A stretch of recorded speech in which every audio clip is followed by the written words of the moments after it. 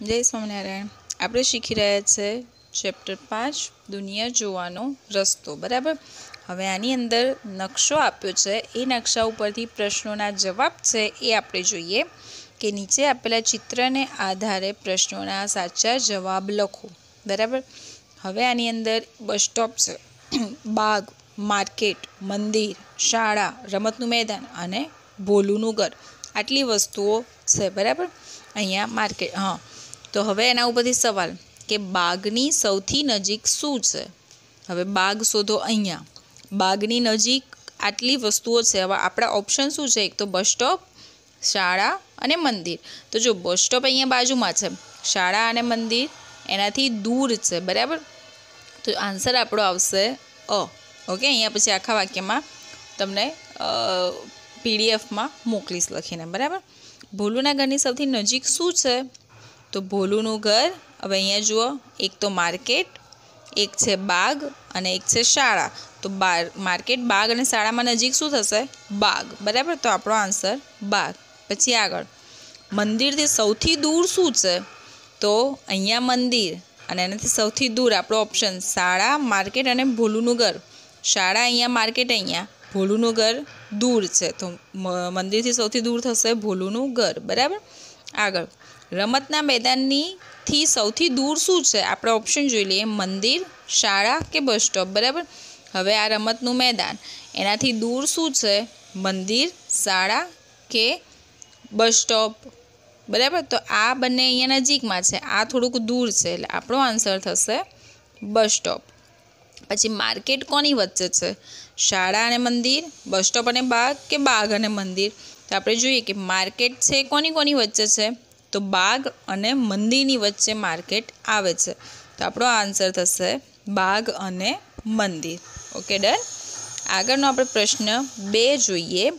આની અંદર પણ આવી રીતે આપ્યું છે કે દવાખાનું, ચર્ચ રોડ, ચર્ચ, મંદિર, સોનુનું ઘર, કોલેજ, ગાર્ડન અને શાળા, આટલી વસ્તુ આપી છે। તો પહેલો સવાલ, કોલેજ સોનુના ઘરની કઈ બાજુ છે? આ કોલેજ, આ સોનુનું ઘર, તો સોનુના ઘરથી કઈ સાઈડ કહેવાય?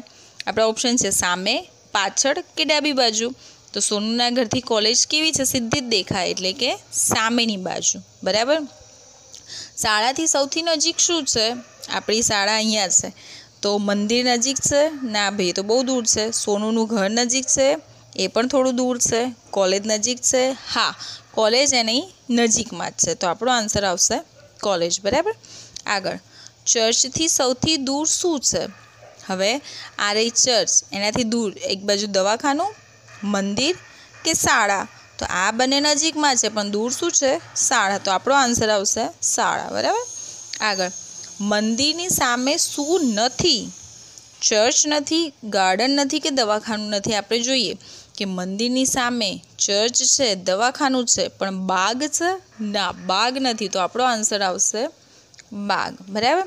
આગળ, ચર્ચ કોની વચ્ચે છે? સોનુનું ઘર અને ગાર્ડન, શાળા અને કોલેજ કે કોલેજ અને દવાખાનું? તો આપણે જોઈએ કે ચર્ચ કોની નજીક છે? તો સોનુના ઘર અને બાગની વચ્ચે છે? ના। શાળા અને કોલેજની વચ્ચે? ના। કોલેજ અને દવાખાનાની વચ્ચે? હા, તો આપણો છેલ્લો ઓપ્શન થશે ક। ઓકે, સોનુના ઘરની બહાર જમણી બાજુએ આગળ વધી ફરીથી જમણી બાજુ વળીએ તો શું આવે? બરાબર।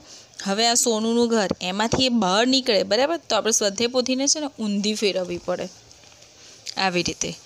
હવે આપણે ઊંધી ફેરવી, બરાબર।